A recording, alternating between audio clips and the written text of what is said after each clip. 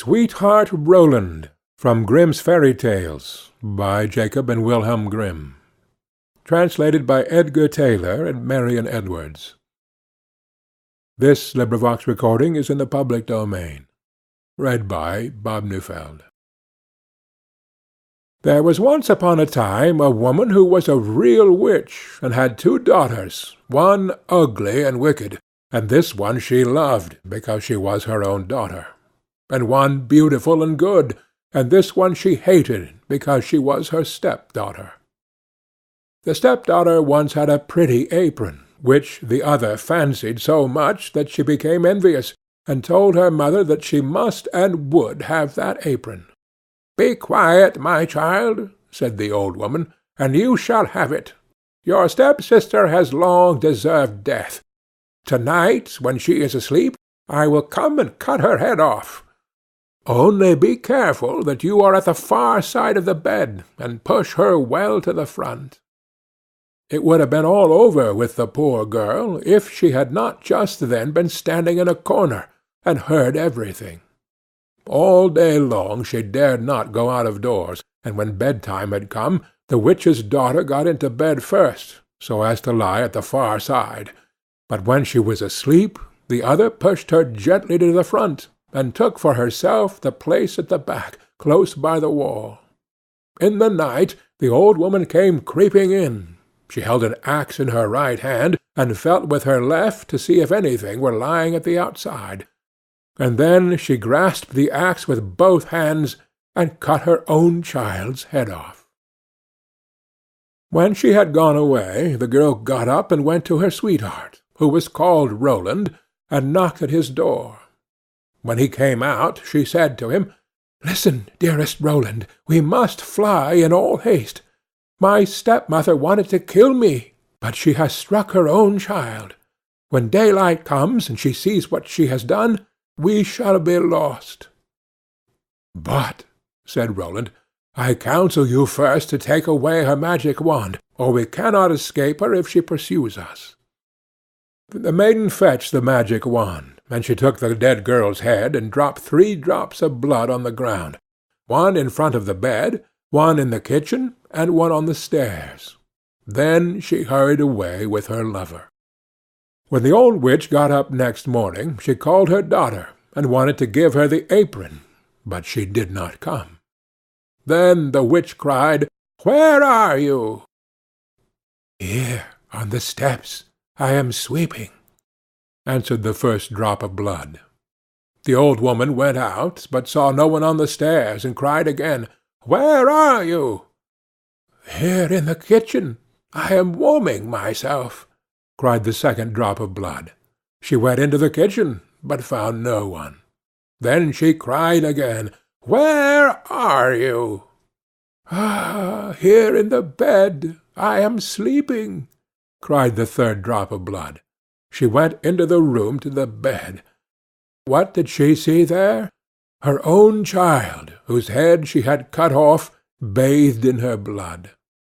The witch fell into a passion, sprang to the window, and as she could look forth quite far into the world, she perceived her stepdaughter hurrying away with her sweetheart Roland. "That shall not help you," cried she. "Even if you have got a long way off, you shall not escape me." She put on her many-league boots, in which she covered an hour's walk at every step, and it was not long before she overtook them.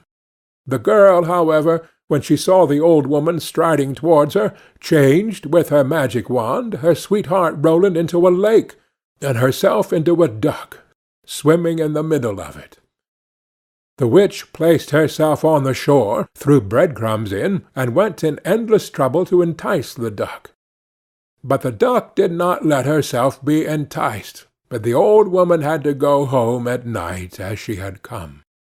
At this the girl and her sweetheart Roland resumed their natural shapes again, and they walked on the whole night until daybreak.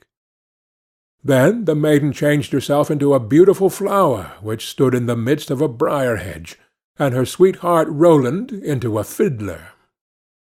It was not long before the witch came striding up towards them, and said to the musician, "Dear musician, may I pluck that beautiful flower for myself?" "Oh, yes," he replied. "I will play to you while you do it." As she was hastily creeping into the hedge, and was just going to pluck the flower, knowing perfectly well who the flower was, he began to play, and whether she would or not, she was forced to dance, for it was a magical dance. The faster he played, the more violent springs was she forced to make, and the thorns tore her clothes from her body, and pricked her and wounded her till she bled, and as she did not stop, she had to dance till she lay dead on the ground. As they were now set free, Roland said, "Now I will go to my father and arrange for the wedding." "Then in the meantime I will stay here and wait for you," said the girl, "and that no one may recognize me, I will change myself into a red stone landmark."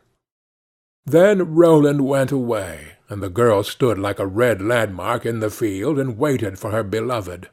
But when Roland got home, he fell into the snares of another, who so fascinated him that he forgot the maiden. The poor girl remained there a long time, but at length, as he did not return at all, she was sad, and changed herself into a flower, and thought, "Some one will surely come this way and trample me down." It befell, however, that a shepherd kept his sheep in the field, and saw the flower, and as it was so pretty, plucked it, took it with him, and laid it away in his chest. From that time forth strange things happened in the shepherd's house. When he arose in the morning, all the work was already done. The room was swept, the table and benches cleaned, the fire in the hearth was lighted, and the water was fetched. And at noon, when he came home, the table was laid, and a good dinner served. He could not conceive how this came to pass, for he never saw a human being in his house, and no one could have concealed himself in it.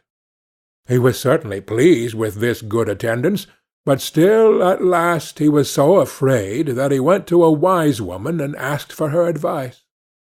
The wise woman said, "There is some enchantment behind it. Listen very early some morning if anything is moving in the room, and if you see anything, no matter what it is, throw a white cloth over it, and then the magic will be stopped." The shepherd did as she bade him, and next morning, just as day dawned, he saw the chest opened and the flower come out. Swiftly he sprang towards it, and threw a white cloth over it.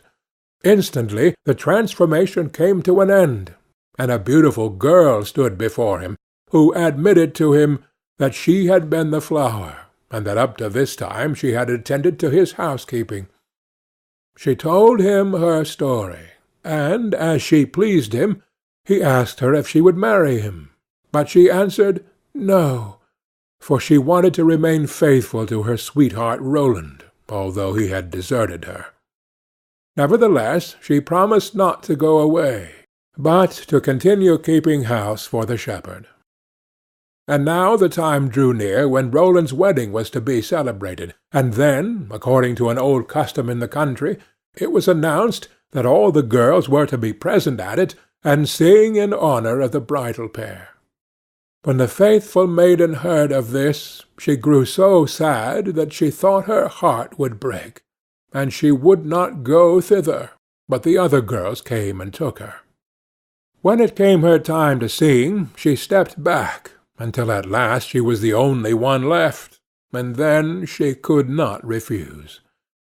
But when she began her song, and it reached Roland's ears, he sprang up and cried, "I know the voice! That is the true bride! I will have no other!" Everything he had forgotten, and which had vanished from his mind, had suddenly come home again to his heart. Then the faithful maiden held her wedding with her sweetheart Roland, and grief came to an end, and joy began. End of Sweetheart Roland.